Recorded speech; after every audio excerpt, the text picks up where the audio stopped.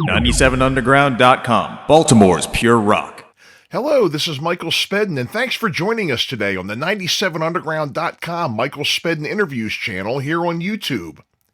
There have been many requests from both listeners and guests for us to make available our artist interviews so they can listen again or share with others. You can find us on YouTube at 97underground Michael Spedden. Remember, the Back of the Rack, the Michael Spedden Show, can be heard on 97underground.com every Tuesday from 4 to 6 p.m. Eastern. Not only do I feature artist interviews, I feature songs you forgot you liked, classics that never die, beloved local, regional, up-and-coming, and underground artists. You can listen anytime, anywhere by downloading our free app from 97underground.com. Just do it. And now, today's episode. Lilakk, all the way from Savannah, Georgia, joined us today to talk about their latest releases, their show at the Whiskey A Go-Go, their ex-prison van, band truck, and their school bus recording studio, amongst other things. Their YouTube page is Lilakk Videos, and their Facebook is Lilakk Band. I really enjoyed interviewing Lilakk. They've got some, like I said, some fresh new material. They're always a pleasure to talk to, and I really think you're going to enjoy this interview. Enjoy. And here we are again on the Back of the Rack, the Michael Spedden Show on 97underground.com, Baltimore's pure rock worldwide. And today, our special guests, all the way from Savannah, Georgia, Lilakk is here to share all kinds of great news with the band, some new music coming out, some dates and everything. Welcome, guys. We have Kirk, Hallie, and Zach with us from Lilakk, so welcome. Thank you. Thank you for having us.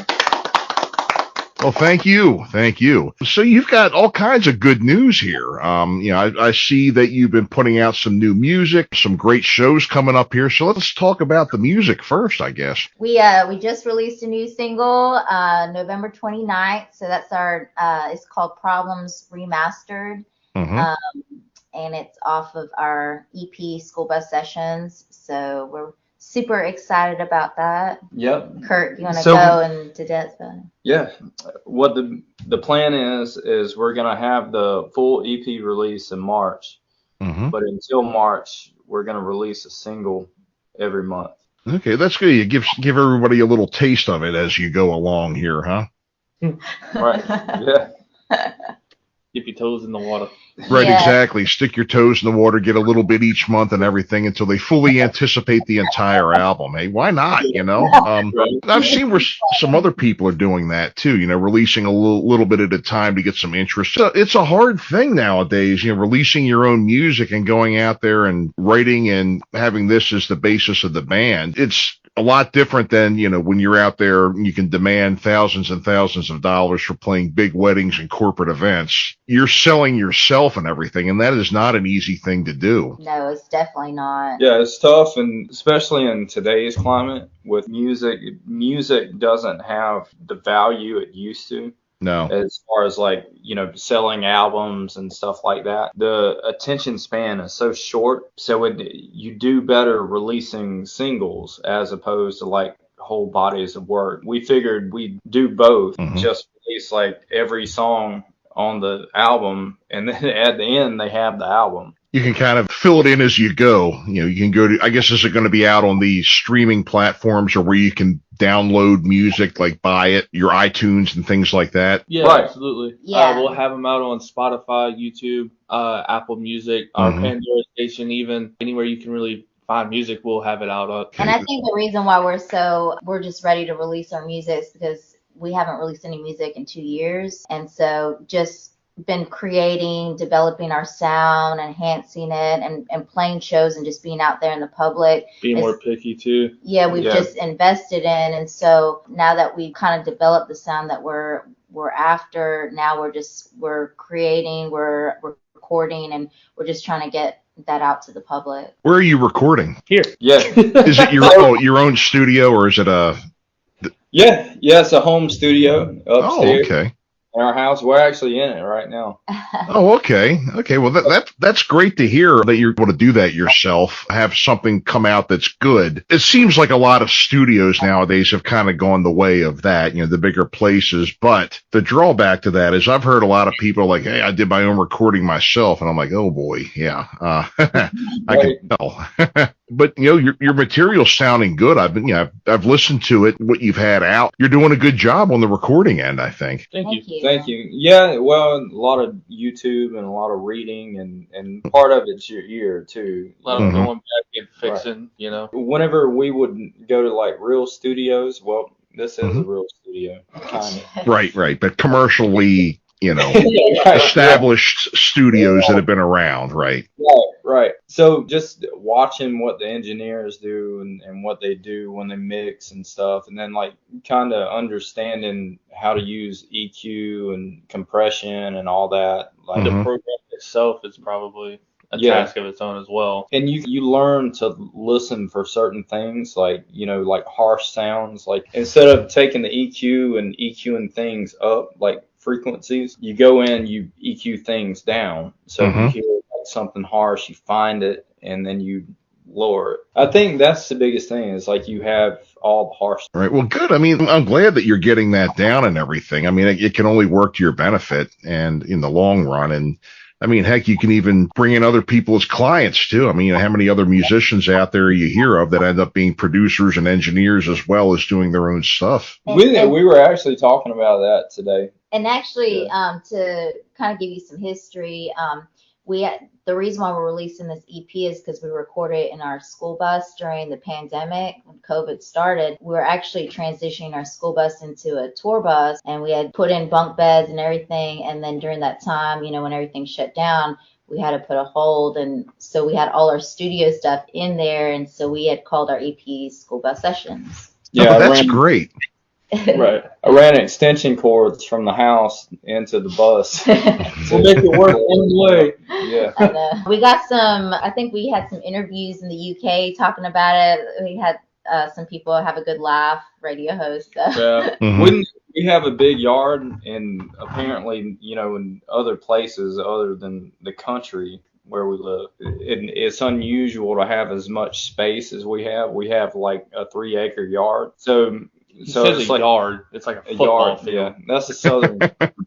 But we have a school bus. We have a food truck. We have a band van. I have 2 trucks. Chickens, and cows. a bunch of animals. A junkyard. Nah. It's enough space to where it's not like junky. But if it was compact, it would definitely be junky. Sounds like you've got enough room and you've got it all out there. I mean, what else can you want? Carnival. Yeah, great. Let's hear a song here. What do you want to play for me first? Probably our newest single, since we just released it, Problems. Okay, well, this is Problems by Lilakk.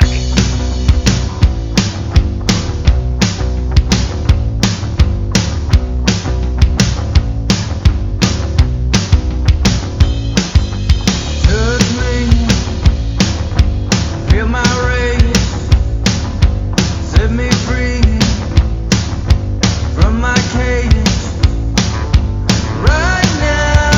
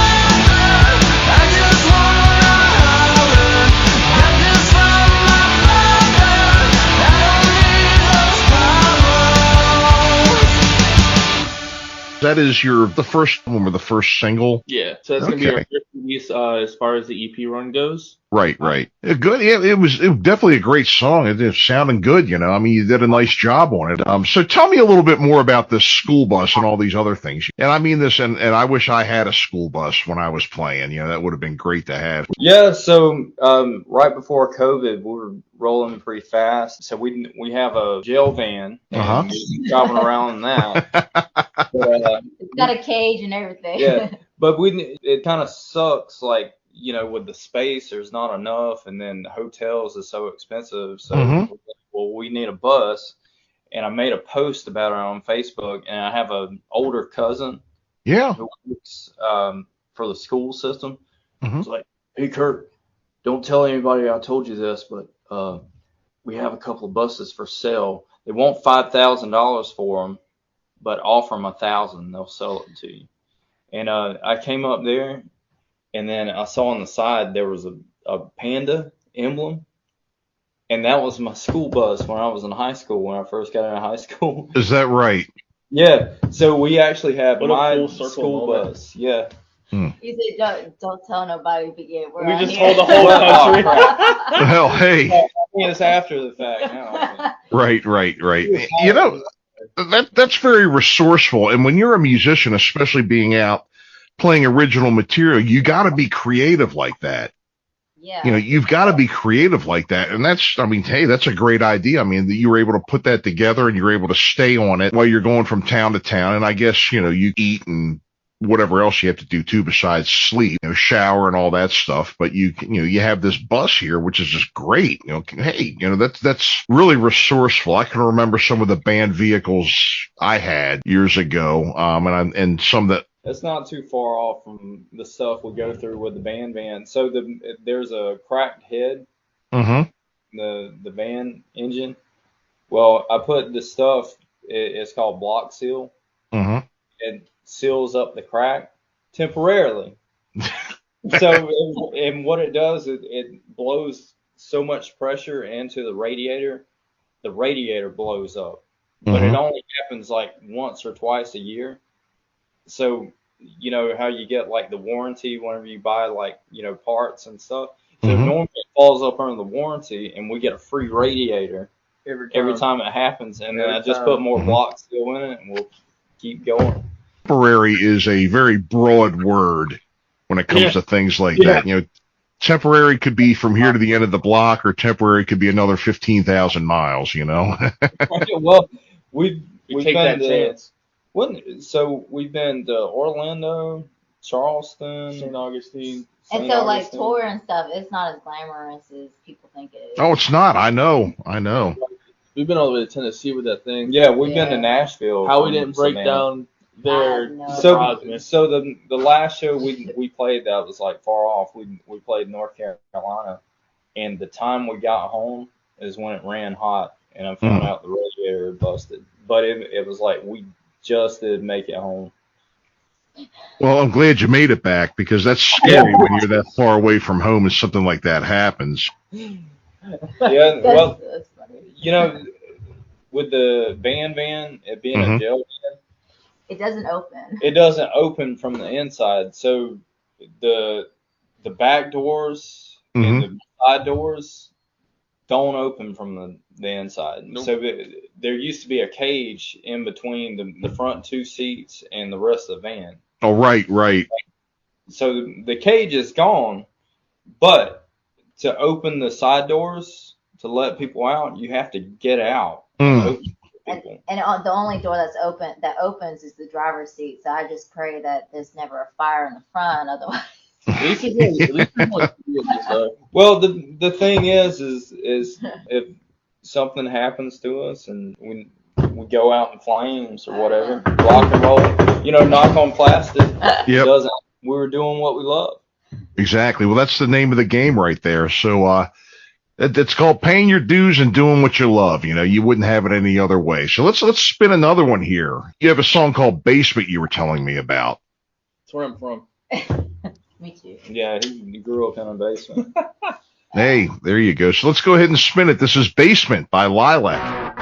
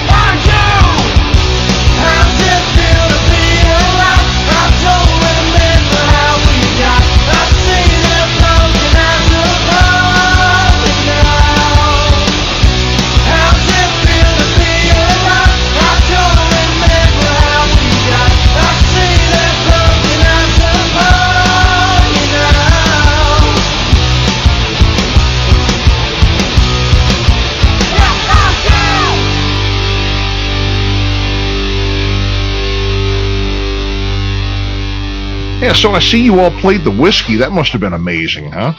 It was awesome. It was a great time. Definitely can't wait to return. Yeah. Mm-hmm. It's really something to step on a stage like that. I mean, I can remember playing CBGBs. It was the same feeling. You walk in there and you look around and you're like, wow, you're on the stage and you're like, how many other people have stood in this spot right here? And it's CBGBs. You could also add the line and have almost fallen through the stage like I just did, because that place was something, you know? Yeah, it's really cool to go back in the green rooms and see all the stickers in the bathrooms, All the and pictures. yeah, all the signatures on the walls and Mhm. stuff. All our idols, people we looked up to, you know. Definitely step in when we first got there to pick up the tickets. It was Mhm. definitely an emotional. I wouldn't say a toll, but definitely an emotional moment for me personally. And I'm pretty sure for the other two as well. Yeah. Because I just walk in, it's like we actually are playing this right now. Yeah, it's like a rock and roll mecca. Well, it is. And the thing is that it's an accomplishment. Yeah. It is. It's an accomplishment. I mean, you guys have been at this. I mean, I've known you for a few years now, and you've been at it well before that. And I'm sure you're not going to be going anywhere soon. You're going to be with this for a while now, and you're going to be doing more and more things of this stature. It is. It's an honor. It's like, you walk through there and you played there, and you can tell. You can say, "Hey, I've done the whiskey." I mean, congratulations on that as well. I mean, it's something that you've accomplished and nothing can take it away from you. Thank you very much. Thank you. And Appreciate you. Mhm. it was really cool that we got to put our stickers on the walls. Yeah, yeah. Yeah, we knew we had the. What band was it? We put our sticker next to. I don't remember, man. I think it was Honestly. like I don't know. It wasn't Guns N' Roses. It was oh my God, Skid Row, I think. So real rock stars hang around the whiskey. We opened up for a band called Puddle of Mud a few years ago. Mhm, sure. So there's multiple levels to the whiskey. So you have like the floor level and then another level. So there's like 3 or 4 different levels, but there's a Mhm. bar upstairs on a balcony, I guess. And anyway, I was walking around trying to find Zach and Callie, and I bumped into a dude with a pink mohawk. And I turned around and he looked at me and I looked at him. I was like, "Hey, you're the bass player from Puddle of Mud, right?" I said, "I am." I was like, "Cool. I mean, we opened up for you guys in Savannah." And he said, "Savannah?" I was like, "Yeah, Savannah, Georgia, 2 years ago." And he was like, 2 years ago? I was like, "Yeah, man. I'm in the band. 20th year I'm in the band Lilakk." It's like, oh yeah. I remember. He didn't remember anything. Yeah, he didn't remember us. Yeah, And, out of my face. Savannah. But anyway, he was like, "You guys played here tonight, right?" And I said, "Yeah. Did you see us?" He was like, "No, I was hanging out at the Viper Room." At least he was honest. Yeah. So we missed our set. But and then I went into a story, about when I saw Wes, their lead singer, and I went to speak to him. This is in Savannah, and I thought my whole life about what I was gonna say in this moment if I met somebody famous like that. Hi. And I was gonna tell him, "Oh, you've been an inspiration and this and that. And I used to listen to you when I was in high school." Nah, none of that came out. It came out as, "Wes, what's up, man? What's up, dude?" I don't even know why I was talking like that. And he was like, "What's up, man?" And I was like, and I said, not much. What's up?" And I said, "What's up again?" And he said, "Not much, man. We're about to get on the stage." And I said, "Well, we're about to head out." And I meant head out to the stage to watch him. But the look in his eyes looked like he understood it as we were not going to watch them play. Right. And then his bodyguard, a huge guy, came up to him and put his arm around him. They shuffled him off, and that was my interaction with Wes Scantlin. Well, you from forgot the Puddle of part where you almost fell over the balcony. No, I didn't almost fall off the balcony. Trying to talk. Hey, Mister. But anyway, I felt better because the bass player told me, he was like, I'll be honest, you probably don't even remember that. Yeah, Yeah, yeah. that's good. That's the way it works out sometimes here. So let's spin another one here. You sent me another song called Rain. What can you tell me about that real quick? So that was released during the pandemic a few years ago, and that was our third single that we released. We have a music video out on YouTube, and it was a really fun shoot. We shot that out. My friend has some property, really nice property out in the woods, and so we kind of just did a music video out in the woods with our with the kit, guitars, bass, and some like cool lights and stuff. Yeah, those. Yeah, like, the horses. it was They didn't make the majestic cut and- though, but the horses. Yeah, Yeah. They weren't cool enough for us. It's the other way They were- around. yeah, We as I'll weren't say, cool they- enough. We weren't cool enough Yeah. for them. way cooler. Well, awesome. Well, here it is. This is Rain by Lilakk.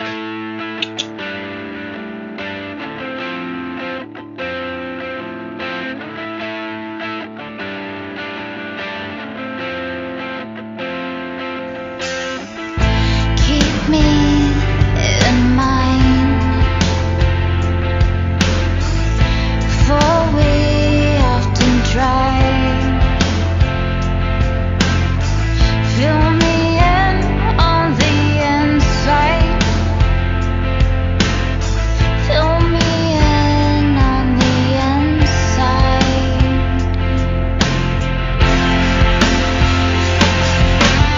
Do you feel the rain coming down against a flame? Do you feel the pain? The only sound, not empty. Keep me in time, for she often cried.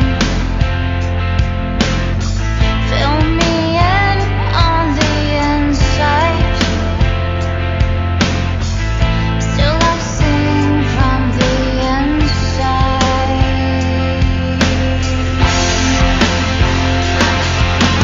Do you feel the rain coming down against a flame? Do you feel the pain? The only sound, not empty.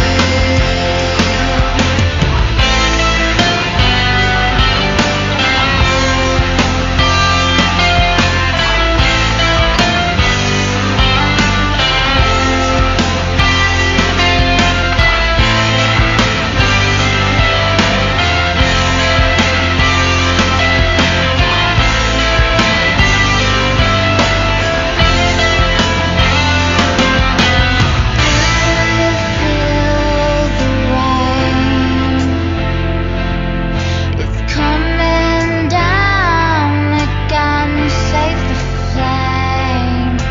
Do you feel the pain?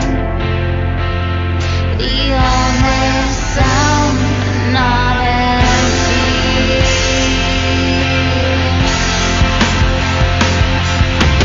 Do you feel the rain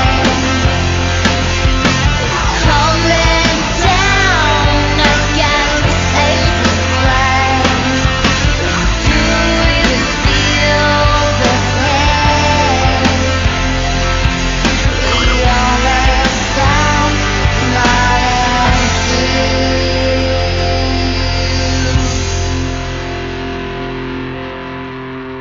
So, guys, tell us where we can find out more about Lilakk, your dates, your website, merch, So- songs, where we can get everything. Go. So all songs, anything Lilakk that you want to listen to, you can find on Spotify, Pandora, YouTube, Apple Music, any good streaming platform that you can find.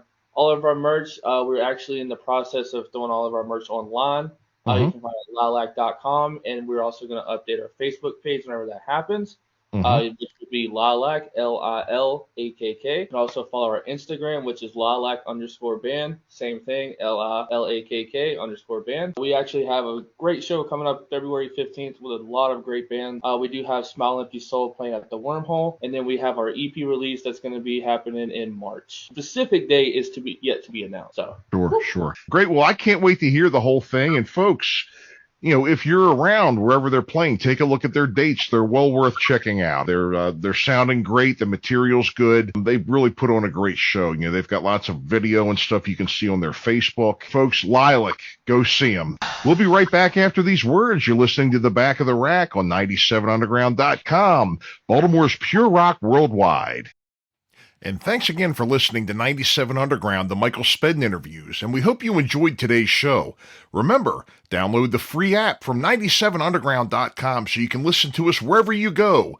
The Back of the Rack, the Michael Spedden Show, can be heard on 97underground.com every Tuesday from 4 to 6 p.m. Eastern. Thanks for listening, and we'll see you next time. Listen anytime, anywhere. Metal. Worldwide Metal 24/7. 97underground.com.